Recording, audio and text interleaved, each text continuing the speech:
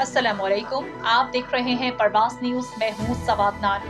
नजर डालते हैं अहम खबरों पर।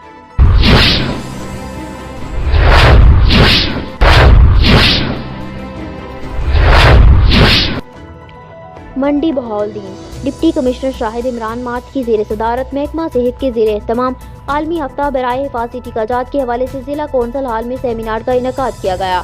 सेमिनार में chief executive officer health doctor Abid Yusuf, district health officer doctor Iftikhar, focal person EPI Rafia Nahid समेत डॉक्टर महकमा सेहत के अफसरान और पीरा मेडिकल स्टाफ ने शिरकत की।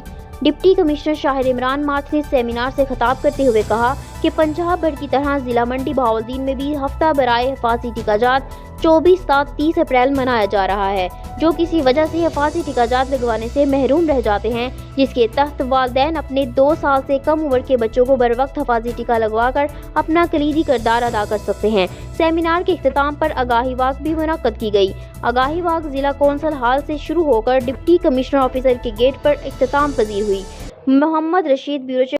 मजीद खबरों तबसरों के लिए हमारे चैनल को लाइक कीजिए और सब्सक्राइब कीजिए या फेसबुक पेज को विजिट कीजिए परवास न्यूज।